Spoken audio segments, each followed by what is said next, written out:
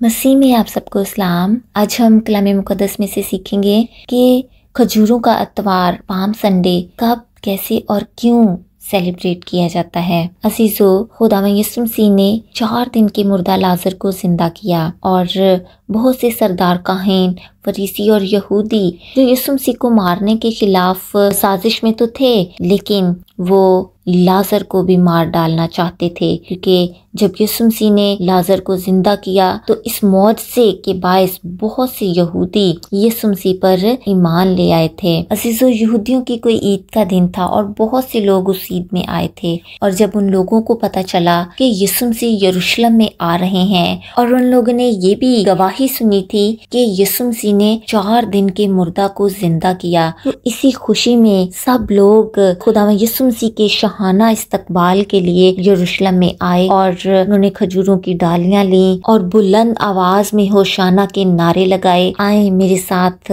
Bible में से हवाला देखें। मुक़द्दस यूहन्ना रसूल की मार्फत लिखी गई अंजील उसका 12 बाब 12 ता 19 आयात में यूं मरकूम है। दूसरे दिन बहुत से लोगों ने जो ईद में आए थे ये सुनकर कि यीशु यरूशलेम में आता है, खजूर की डालियां ली और उसके इस्तकबाल को निकलकर पुकारने लगे कि होशाना, मुबारक है वो जो खुदावंद के नाम पर आता है और इस्राएल का बादशाह है। जब यीशु को गधे का बच्चा मिला तो उस पर सवार हुआ, जैसा कि लिखा है कि ऐ सिय्योन की बेटी मत डर, देख तेरा बादशाह गधे के बच्चे पर सवार हुआ आता है। उसके शागिर्द पहले तो ये बातें ना समझे, लेकिन जब यीशु अपने जलाल को पहुंचा तो उनको याद आया कि ये बातें उसके हक में लिखी हुई थीं और लोगों ने उसके साथ ये सलूक किया था। बस उन लोगों ने गवाही दी जो उस वक्त उसके साथ थे जब उसने लाजर को कब्र से बाहर बुलाया और मुर्दों में से चलाया था।